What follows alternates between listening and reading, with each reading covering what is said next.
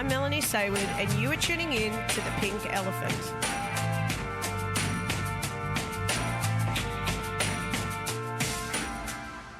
Welcome to Season 4 of the Pink Elephant podcast. I'm so ready for another year of this podcast. I've been busy over the holidays thinking, planning, praying, and going deeper. And I'm convinced that what is ahead for you will challenge and refine you, and as always, take you deeper in your love and faith in Jesus. In this first episode, what can I say? I can't think of an interview that has so richly affected me personally. I actually first met Denise, today's interviewee, through a college Zoom facilitation, and I knew there was something special about this biblical scholar by a response she had to a statement I made. I said, "Denise, the further I go into study of the Bible, the more I feel like I know absolutely nothing." To which she replied, "Melanie, I've been studying the Bible for decades, and I can confidently say that the further I go, the more I realize the exact same thing."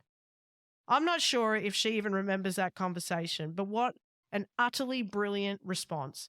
Now, Denise definitely knows a thing or two about the Bible. She has a theology degree with honors, and she has a doctorate. And she's taught at several Bible colleges around Australia. And of course, she's a pastor too.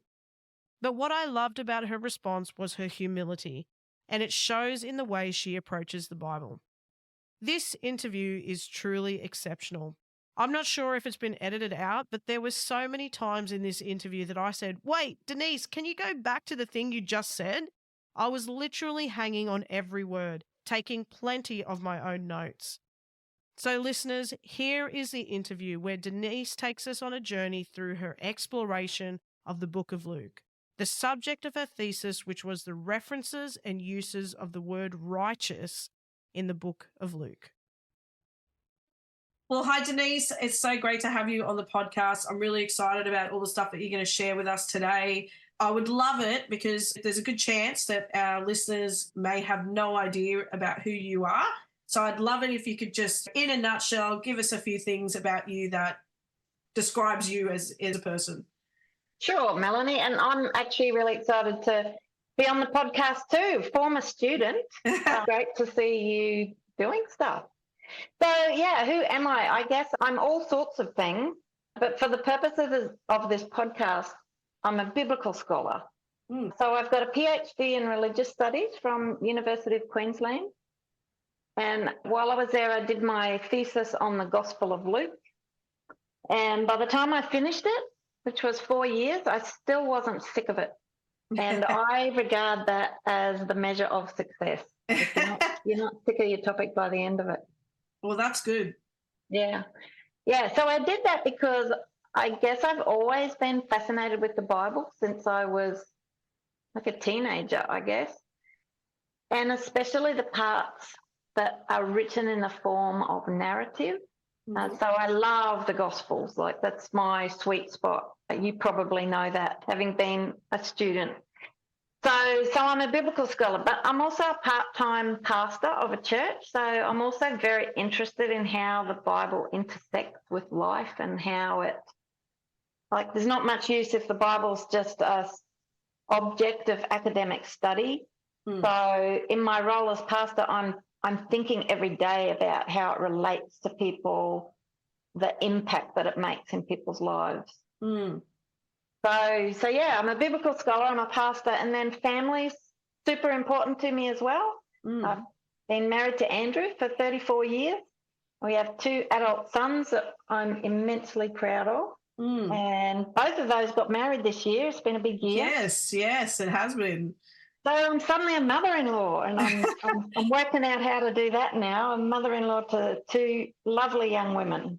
Oh, wow. Yeah, so that's who I am. Yeah. Have you been a Christian all your life then too, Denise? Did you grow up in a Christian family? No, I didn't. It was probably late teens and then early 20s. But I think I've always felt a sense of closeness to God right from as early as I can remember. Although it wasn't, like, I didn't really understand. I hadn't really heard what I'd call the gospel. Yeah. Yeah, interesting. Well, part of the reason I've brought you on the podcast is because of the thesis that you did. I think you were saying it was 4 years ago or something like that. And I think it'd be best if you explain what your thesis was actually, because I'm probably going to stuff it up. But yeah, that I remember hearing about it on a facilitation only briefly and thinking that would be awesome. Like, what an interesting thing to look into. And yeah, and then when I was starting to look at what episodes to do for 2024, I thought, oh gosh, wouldn't it be great to have Denise talk about that? So, would you be able to tell us a little bit about the topic that you studied and yeah, why you chose it, how you came to be interested in it? Yeah, for sure. It's interesting, Melanie. Sometimes I feel like I finished the thesis, and it was only a year or two later that I thought, wait, what am I saying? Like what conclusion did I come to? Like what does this actually mean? You're so focused on getting through a PhD that sometimes it takes a little while to sink in what it is that you actually concluded.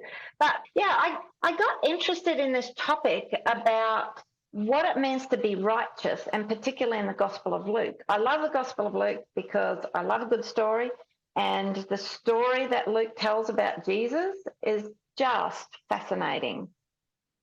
And he tells so many parables or Luke records so many parables of Jesus that aren't recorded anywhere else. And there's this one parable, the parable of the Pharisee and the tax collector. It's in Luke chapter 18.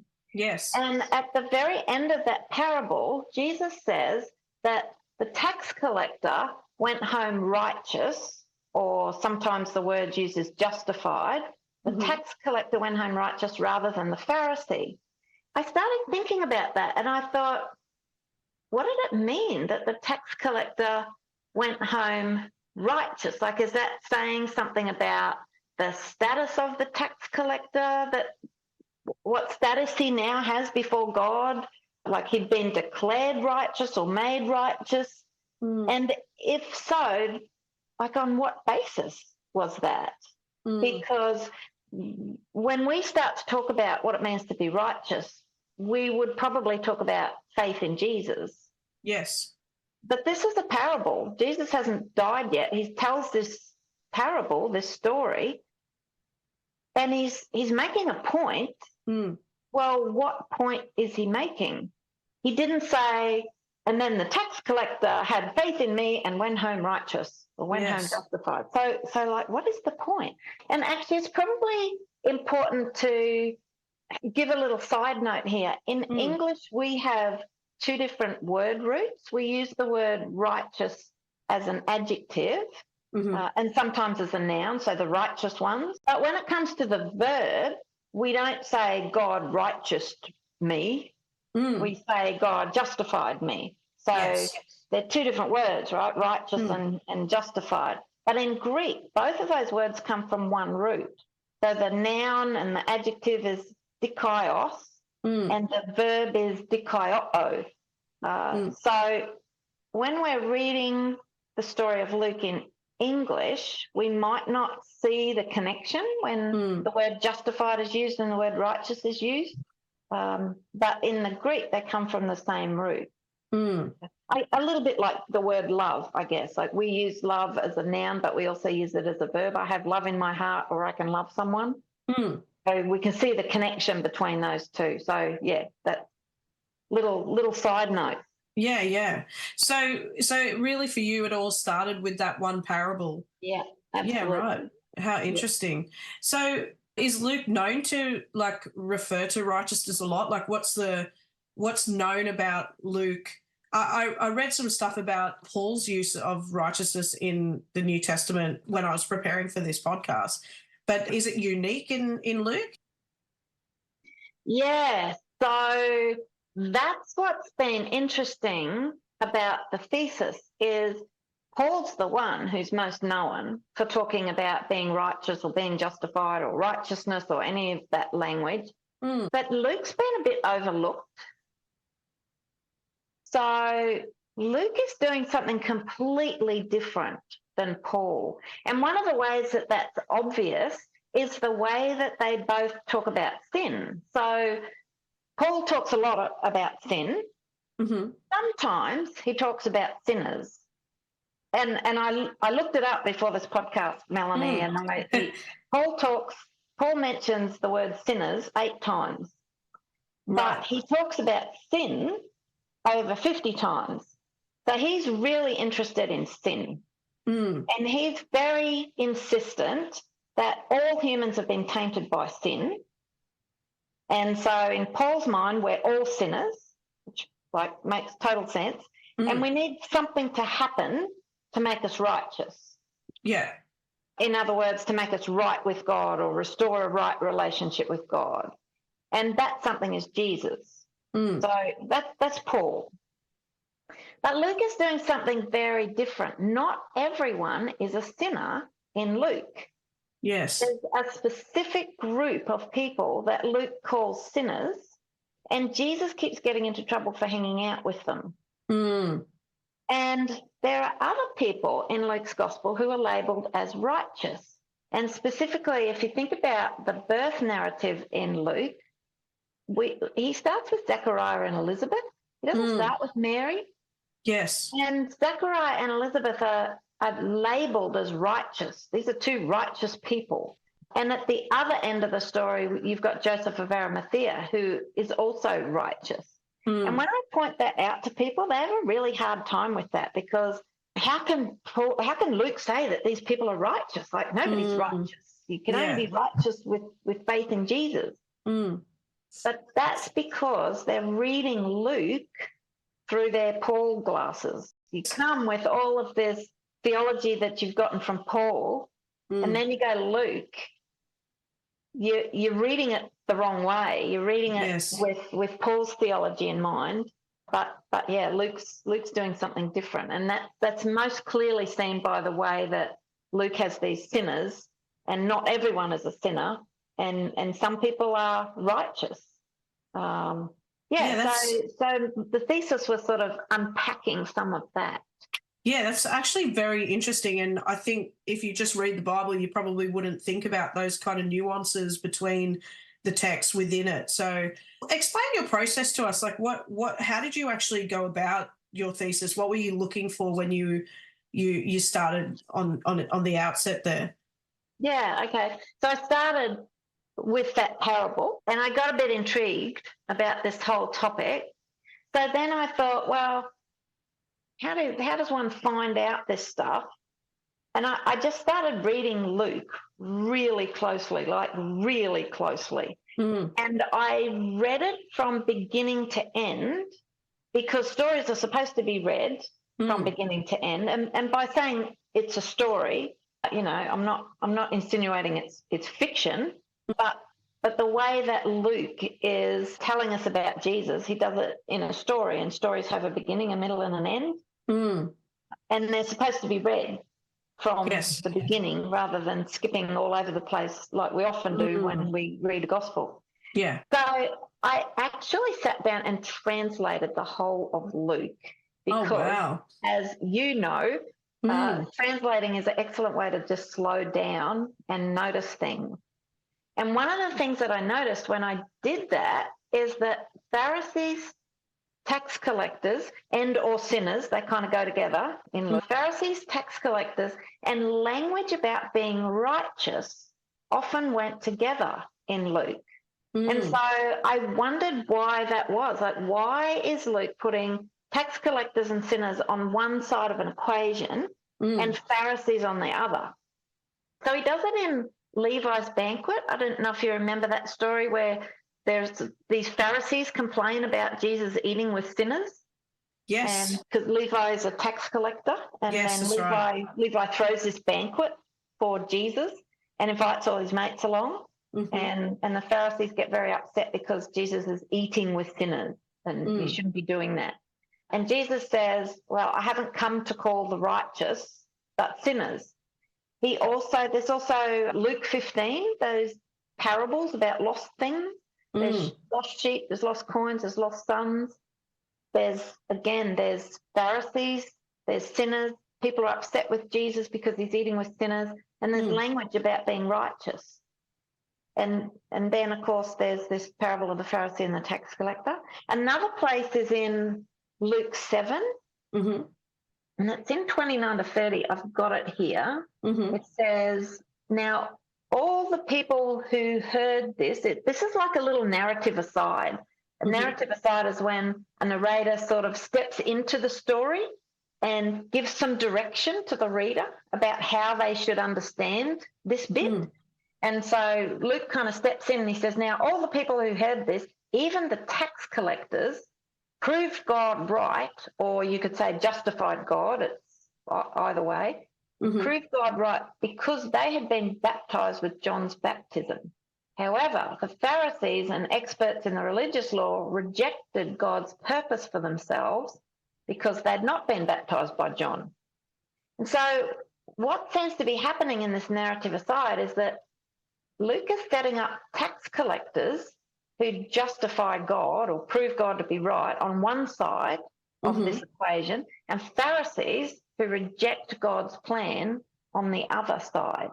So it's just the two verses, but it's Luke directing us. Yes. Yeah. So I kind of read from beginning to end. I slowed down. I translated it, and then after noticing that these three elements are clustered together in a number of places, I went back to the beginning and I tried to imagine that I'd never read Luke's gospel before. Now, that's an impossible thing to do, but yes, it's hard. That's good. Yeah. And I asked myself, well, how might I understand this story as it unfolded if I was a first century follower of Jesus or someone interested in knowing Jesus, and particularly these bits that had this language about being righteous or characters portrayed as righteous.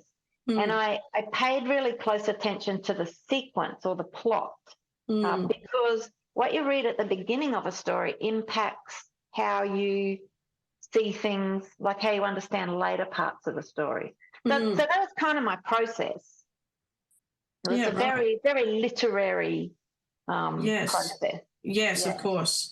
It seems like, and you can correct me if this is wrong, it seems like there's like a bit of a pattern of contrast that's happening between the Pharisees and the tax collectors and sinners.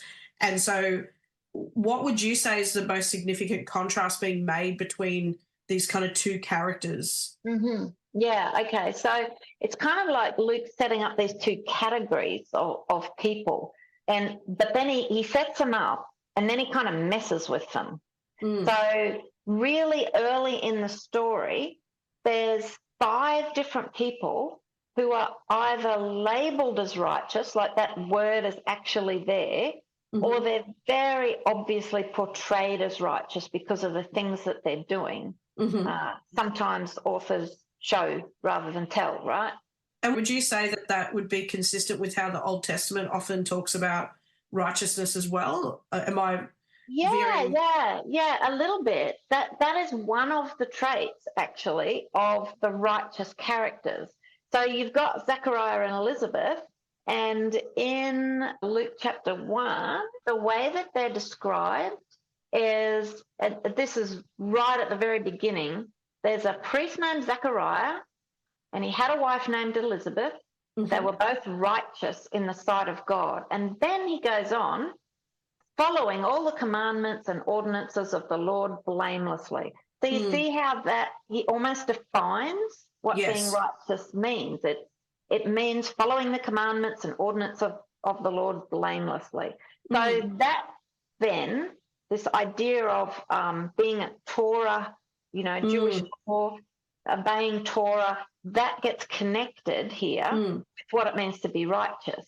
A little later on, we get Simeon and Anna in that temple scene when the baby Jesus is brought, and they also get labelled as righteous. And the trait that's happening there is that they're waiting expectantly for God to come and save his people. So that gets connected. So Luke connects these two traits to what it means to be righteous. They're Torah-obeying people, and they're eagerly anticipating the time when God's going to step in and save his people and put things right. But the other trait there's a third trait, and that is that all of these people, and Mary is the other one, all of these people recognize that Jesus is the one who's come to save God's people. So you have these 5 people who are righteous, and they recognize who Jesus is.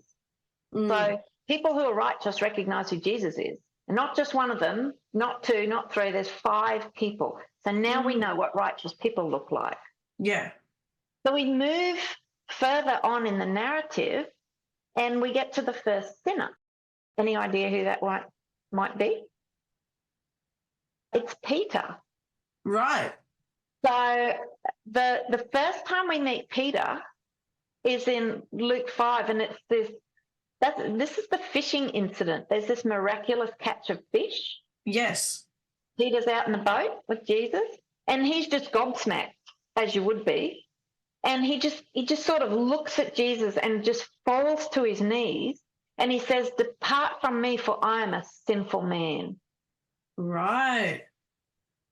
So now we've got someone who self-identifies as a sinner, and somehow he recognizes that being in the presence of Jesus is being in the presence of the divine. That little story, it's written very much like when Isaiah goes into the temple in Isaiah 6, "Part from me, woe to me, I'm a man who lives amongst an unclean people."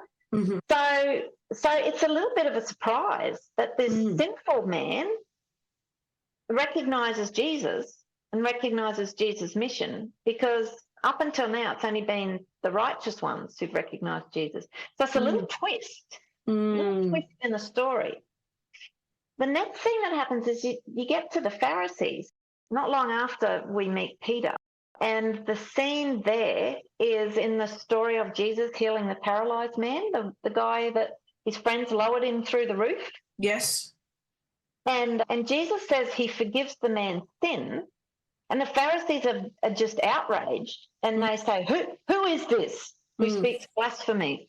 Well, do you notice their first words? Their first words is, "Who is this?"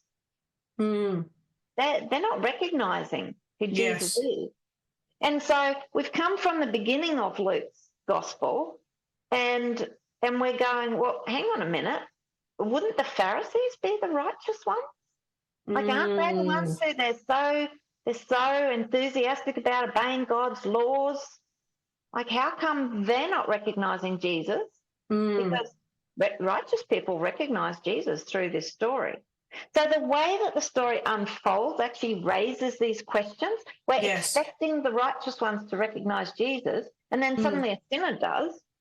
And then these ostensibly righteous people don't recognize Jesus. Then you come to Levi's banquet that we've mentioned. The Levi tax collector decides to follow Jesus, throws this banquet, and the Pharisees get very upset because Jesus is eating with sinners. And Jesus says, "Those who are well don't need a physician, but those who are sick do. I've not come to call the righteous, but sinners to repentance." And so now we've got 2 very clear categories, very contrasting categories. We've got the righteous and we've got the sinners. And now, which category do we think the righteous, which category do the Pharisees think they're in? Yes. Well, I'm pretty sure they think they're not in the sinner category. That's right.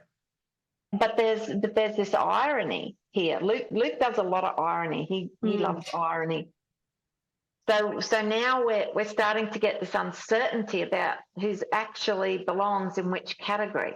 And that's kind of Luke's whole story. As his story unfolds, the boundaries that have been set up with these 2 categories, they just get more and more blurry until by the end, it's hard to figure out who belongs in which category. And finally, we get to this parable of the Pharisee and the tax collector.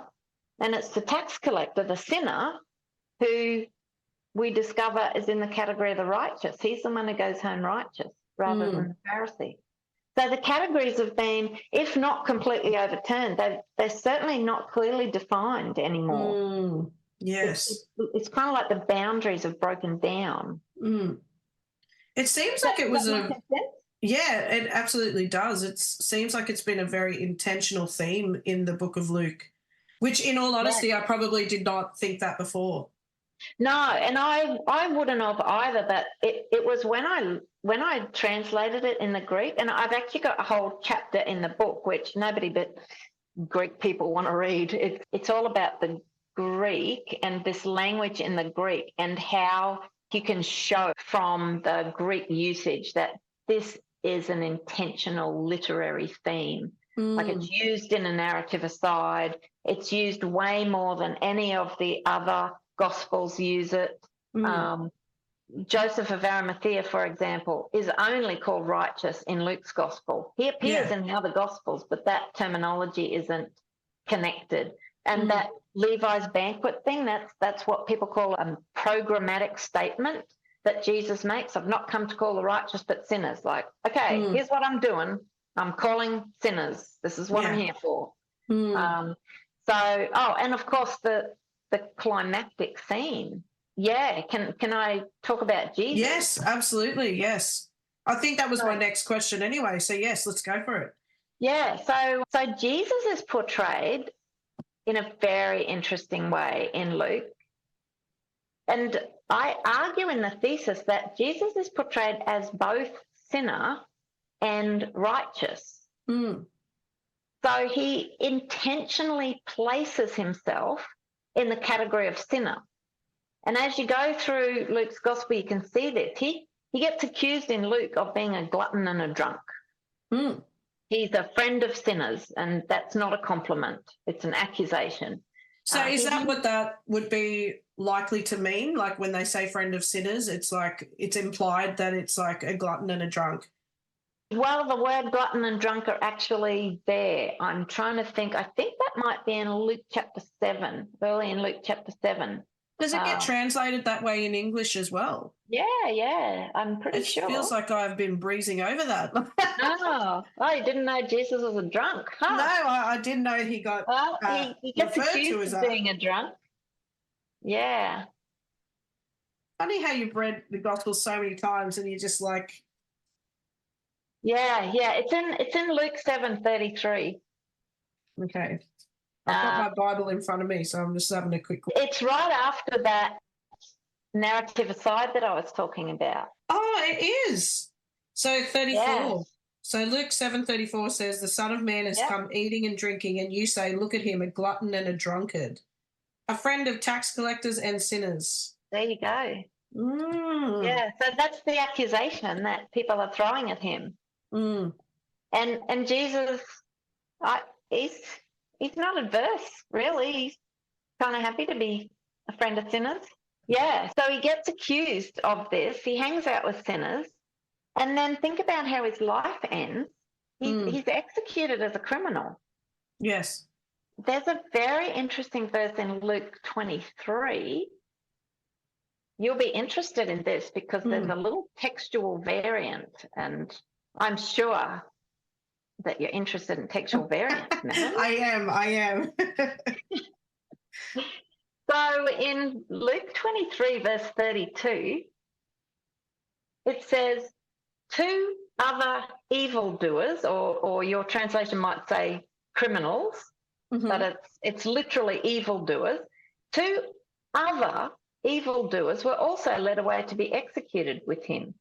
And when I first came across that, I'm like, what? Two other evildoers? Because doesn't that imply that Jesus was an evildoer too? Like you wouldn't say two other evildoers. It's like saying also, right? Yeah. And so this clearly bothered some copyists, the people who hand copied the Gospels for centuries before the printing press was invented, because at one point, one of them obviously went, hang on a minute, that can't be right. Like that makes Jesus sound like he's an evildoer. Can't have that. And so they changed the wording to others, two evildoers were also led away. Right. And so we've got some ancient manuscripts that have that textual variant, But the scholars who do all this textual work and spend their entire lives like studying textual variants, I don't know whether these people have other lives or not. But anyway, I'm very happy that they do this because it helps me. That they're convinced, and for all sorts of good reasons, that the original wording was to other evildoers. Well, that strikes me as very interesting. It's like Luke is portraying Jesus here as an evildoer. And what is an evildoer but a sinner? Yes. So he's paradoxically a sinner who hasn't sinned. Yes. Because in the trial scenes, Luke makes it abundantly clear that Jesus is innocent of any charge. So Pilate says he's innocent, Herod says he's innocent, Pilate says it again. In fact, Pilate makes the point 5 times all up, very emphatically, that Jesus is innocent. And so what have we got here? We've got Jesus, he's an innocent, and then on the cross, which is the climactic scene of Luke, do you remember the Roman centurion? He sees Jesus die and he says, truly this man was righteous. Yes. Now, in Matthew and Mark, the centurion says, surely this man was the Son of God.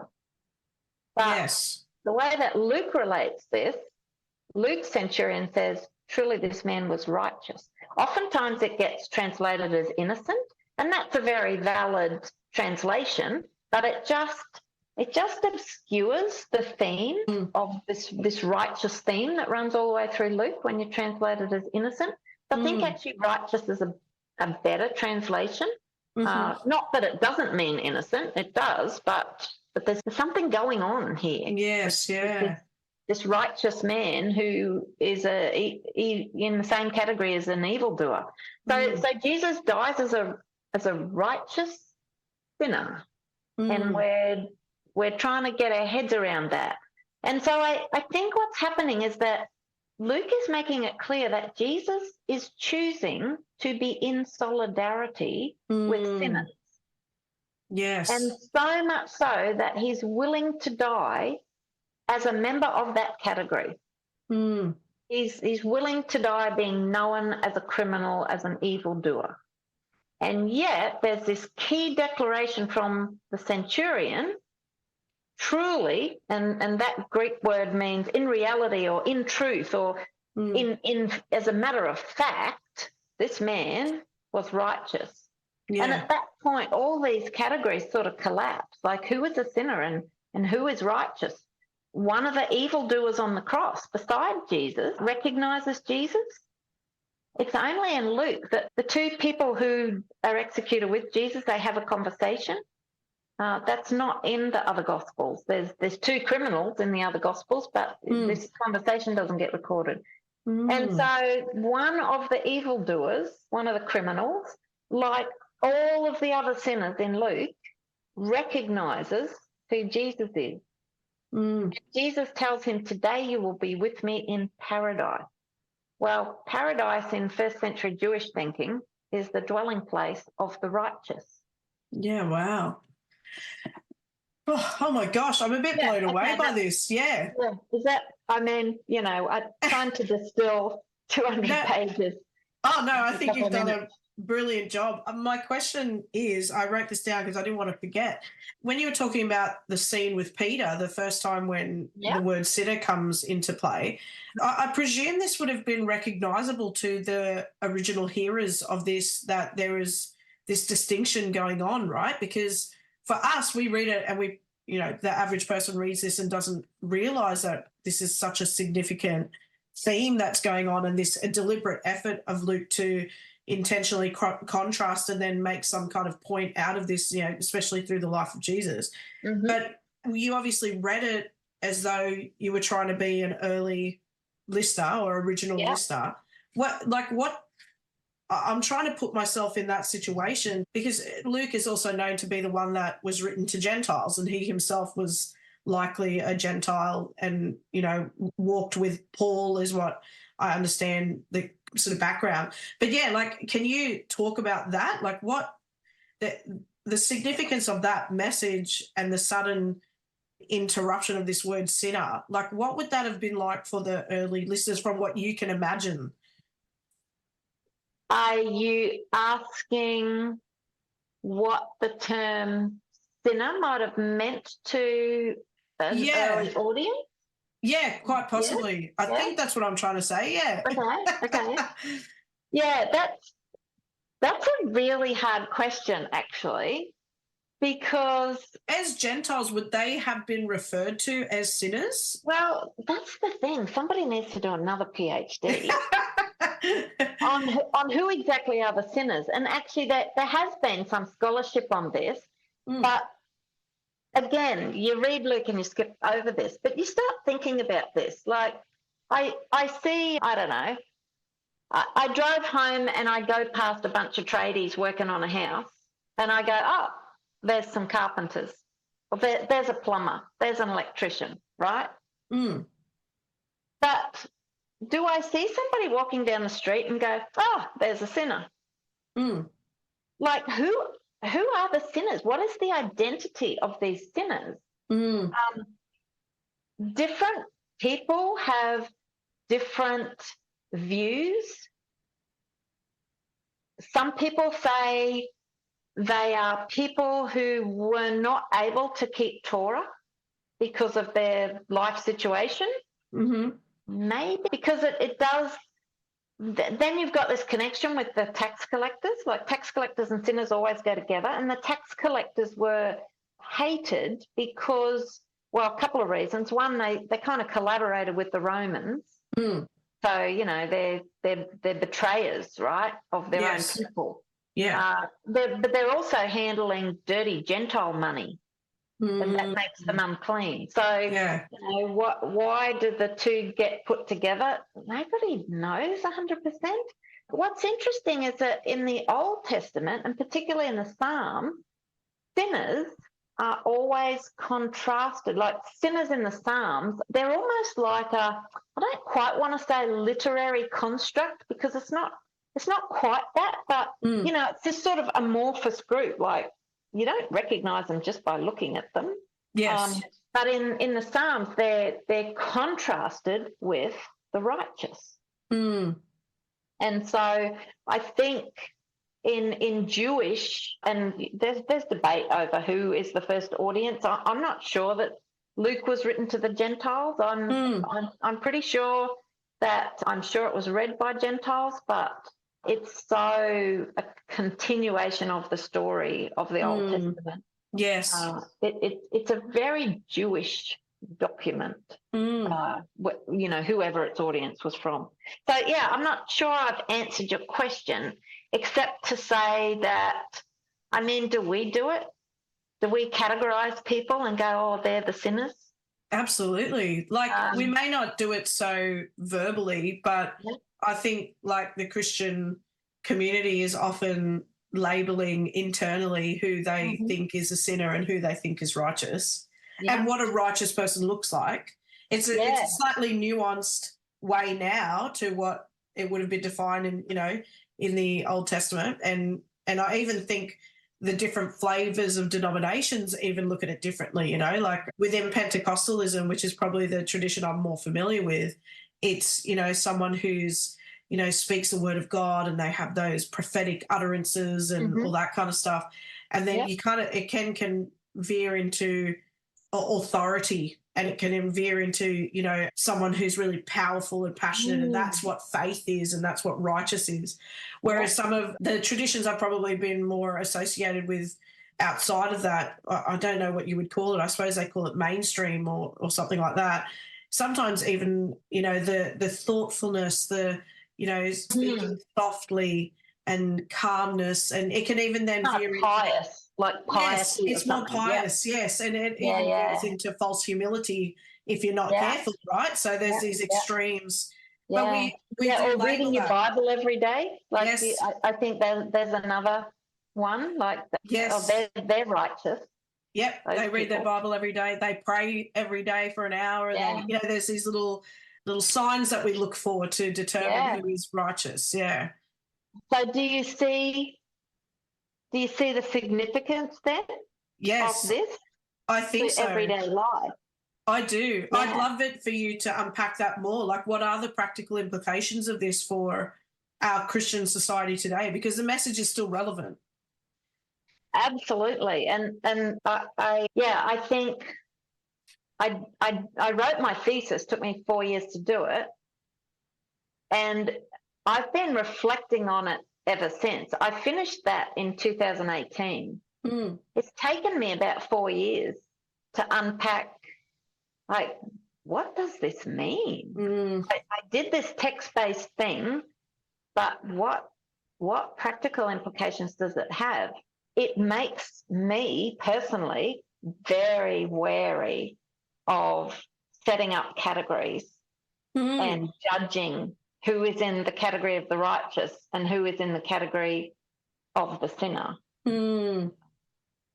The only characters in the story of Luke who thought these categories were very clearly defined were the Pharisees. Yes. And they thought they were in the category of the righteous. So Luke scares me to death. It just does. I feel like my thesis was a 4-year smack in the face. Because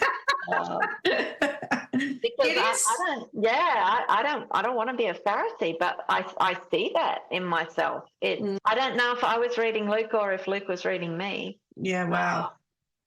But I mean, it's just changed the way I see so many things. It's changed the way I see people. It's changed the way that I might define righteous and sinner. I don't think I do define righteous and sinner anymore. I am too afraid to do that because of what I've found here.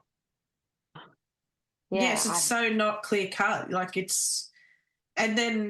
intentionally, like. And do we even have the right to? Yeah. Luke is upending things here. Yes, wow. I think we kind of answered the question after that, so I might move on to the next one. No, I don't think we have. Oh, really? Okay, you keep going then. So I think that one of the things that I discovered really early on, sometimes you can define things by their opposites. So you might know what good is if you understand what bad is. Yes. And the thing is that for Luke, the opposite to righteous is not unrighteous. It is self-righteous. Yes. I need to write that down. Yeah. That's so good. Yeah. And so going back to Paul again, for Paul, the biggest problem of humanity, or the central problem of humanity, is the flesh, right? Like, we have to crucify the flesh. But I think for Luke, self-righteousness is Paul's flesh. Self-righteousness is the central problem of humanity. It's the trap that we all fall into, and it is our undoing. So it made me really conscious of the times when I judge others as less, because the worst thing that you can be in Luke's eyes, the worst thing that you can be is not a sinner. Jesus seems to delight in hanging out with people who are labelled sinners. The worst thing you can be is self-righteous, according to Luke. Jesus via Luke. They're the ones that Jesus gets very, very angry with. And I want to avoid going there at all costs. It's interesting, really, because the description you gave about Jesus, that he is both categorized in Luke as sinner at some points and then also righteous. But one thing he definitely is never categorized is as self-righteous. No, that's true. Yeah. There's a number of places in Luke where in English it comes through as you are the ones who justify yourself. And that's what self-righteous is. It's thinking that you're right. I mean, that's what righteous means. It means right. People often don't realize that. They think it's a very religious term, but the term gets used all over like Greek literature. It just simply means right. Mm. And so if you're self-righteous, then you're very sure, aren't you, that you're right? And I'd say too, like the contrast between the Old Testament and what Luke is writing here is like the Old Testament was all about justifying yourself. Like it was still like justifying according to what we believe the standard, like what the laws were set. Yeah, I'm not sure about that, because what I see very clearly in the Old Testament, particularly in the prophets, is God opposing the proud. I see it in the Psalms as well. Yes. God opposes the proud, and that gets brought through. Like it's the same message if you think about Mary's song in chapter 1. Yeah. Mary's song is God will bring down the mighty from their thrones and raise up the lowly. And there's a connection, I think, between placing yourself high, like that's being self-righteous. Yes. And Luke promises, again, Jesus promises via Luke, that those who place themselves high will be brought down, and God will raise up the ones who are low. So there's a kind of a high-low thing going on that sort of intersects with the righteous, self-righteous, unrighteous thing. Yeah, yeah. And again, like who is Jesus? In Luke, he's the one who gets put in a manger, in a food trough. Yes. Like, that's pretty low. Yes, yeah. Shepherds come and visit. Yeah. It's not the Magi who come and visit. They're in Matthew's gospel. Luke is all about the lowly nature of Jesus. Very true. I think that was very good. I'm glad you did not let me continue on to the next question just before, because I wrote down some of what you said, because I think I'll be thinking about this for a while. I'll have to re-listen to the episode I've been once thinking it's about edited. it for a while. Yeah, I can imagine. All right, so like, on the one hand, this kind of seems like a hopeful message for some, but it also seems like there's a warning in this for others. Like, is that kind of accurate from what you can see? Absolutely. Particularly around this self-righteousness thing, because the way that Luke portrays it is that self-righteous causes blindness. Remember how I talked about people recognizing who Jesus was? Yes. And so one of the interesting things that you can do in reading Luke is who recognizes Jesus and who doesn't, and how is that related to the righteous and the sinner categories. So self-righteousness causes us to miss recognizing who Jesus is. And one of the most interesting stories in Luke for me is in Luke 7, the story of the woman and Simon the Pharisee. So I call it a story told twice, because I think there are two stories. It's the same story, but it gets told twice, once from the perspective of Simon, the Pharisee, and once from the perspective of Jesus. So it's that story. It's Luke 7:36 onwards. I think it goes to 50. Oh, yes, yep. Yep. So I've never had to keep my Bible in front of me so much in a podcast before, Denise. This is like really about good. Bible, Melanie. You know, I love it. I love this stuff. It's what gets me up in the morning. Yeah. So this Pharisee asked Jesus to have dinner with him. And this is how it plays out. The first couple of verses, let's see, 36 to 39. It's the story, but it's the story of what happened, but it's the story of what happened from Simon's perspective. So Simon the Pharisee. So he basically says, so, you know, I invited Jesus to come to dinner. And there we were, my guests, and we're enjoying our meal. And then suddenly, out of nowhere, this woman appears. And I knew who she was. She was a sinner. So that language gets used, a woman of that town who was a sinner. And you're just like, you wouldn't believe what she did. She brought a jar of perfume with her. Like that's what these women, that sort of woman needs to cover their stench. And she comes in and as brazen as anything, and she she marches over to Jesus and she starts doing these shameful, shameful things. And again, in the Greek, it's really interesting. There's all these verbs in the present tense, which kind of drags them out and makes them long and lingering verbs. So she lets down a hair. Well, that's a terrible thing to do. A woman in the company of all these men. And she lets it swing down. She's weeping. There's tears streaming down her face. It's so much that the tears are dripping onto Jesus' feet. And then she leans down. She starts wiping Jesus' feet with her hair. Like, how shocking is that? She's touching his feet. It's this it's almost this erotic kind of scene and description. She starts kissing his feet. And there's Simon and his guest, and they're all respectable people, right? They're righteous, they're respectable, they don't know where to look. And what does Jesus do? Nothing. He just sits there and lets this sort of woman touch him as if this sort of thing happens every day. And then she breaks the top off a perfume jar and just pours all this expensive perfume over his feet. And so you hear Simon's interior monologue. You can read Simon's thoughts. Luke puts them down there.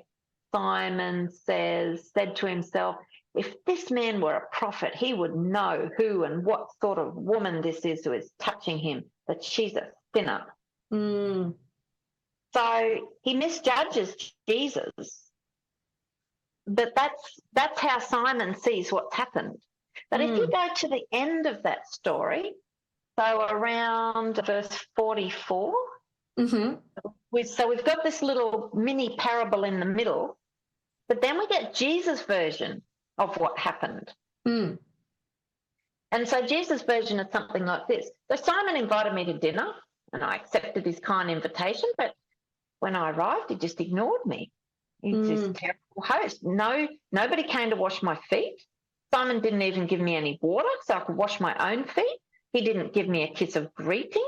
He didn't anoint my head with oil. So Jesus lists all these things to Simon, like, you didn't do this and you didn't do this.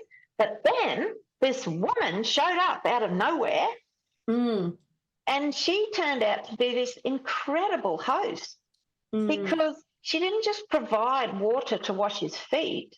She used her own precious tears to wash his feet.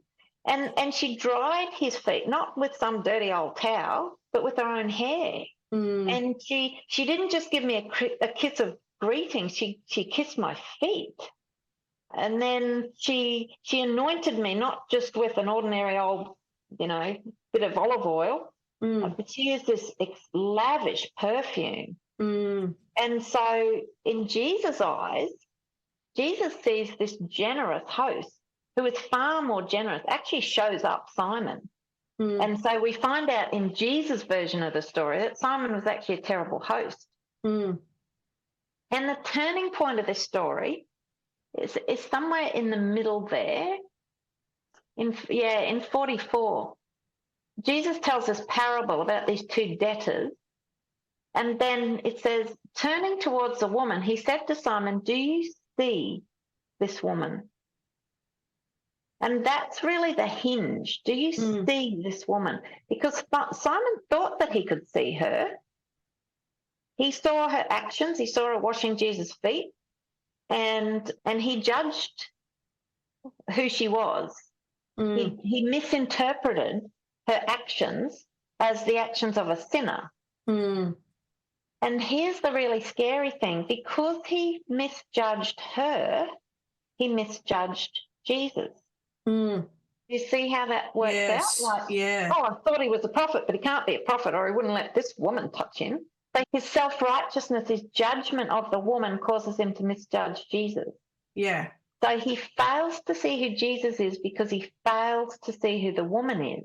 Yes. But the reason he fails to see who the woman is because he failed to see who he was. And that's what the parable is about. The parable about these two debtors, and they both get their debts cancelled. One had a huge debt and the other had a smaller debt. but neither could pay their debts. So they're both debtors. They're both in this category of debtors who cannot possibly pay their debt. And what Simon doesn't realise is he's in exactly the same category as the woman. He's a debtor too, but he can't conceive that he could possibly be in the same category as this woman. So it's that whole blindness thing there again, because he's blind to what the real intentions of the woman is, and therefore it blinds him about who Jesus is. So that self-righteous blindness thing is like really coming through in that passage as well. And it's everywhere as well. So why do you think self-righteousness is even something we get caught up in? I guess I don't really know, but I think it's got something to do with the idea that we think we're right. And when we are so very sure, like the Pharisees were very sure that they were right, I'm a little cautious about being quite so certain that I'm right these days. Yes. And, we always want to compare ourselves with others. Like it's part of human nature, isn't it? We either put ourselves on a pedestal thinking that we're better than someone else, or we berate ourselves because we're not as good as someone else. So we put ourselves in a different category to the people we think are beneath us. And I just think that's such a dangerous thing to do. Coming back to that high and low thing, I think one of the strongest messages in Luke's gospel is that if you place yourself high, if you elevate yourself, if you think that you're better than other people, then you're walking on dangerous ground. It seems like in that way Luke is actually being a bit of a mirror to us, right? Because he's got this theme going through where he's categorizing and showing the categories, and then he kind of messes it up a little bit so to confuse that space. But it does seem like we have that same tendency to put our desire to put ourselves in a category, and whether or not that category is I'm righteous or I'm it's almost like he's cautioning or sinner. Yes. Right? Like, yes. Yeah, there's something terribly, terribly wrong with me. I'm terrible. I'm a sinner at my core. Yes. Yeah. So it's interesting that message is coming through too, because it's sort of almost like, well, is Luke possibly warning us to be careful the category we decide to put ourselves in, or something along those lines? And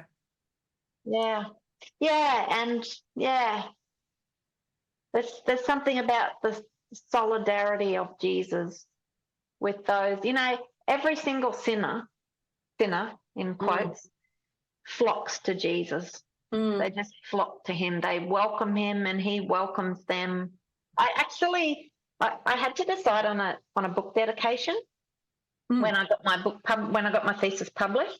And I did think about like doing the standard thing, like thank you to my husband and to my wonderful children. And I thought about it, and I thought, they didn't really help me out that much. They looked after themselves a bit more and did their own washing, but really.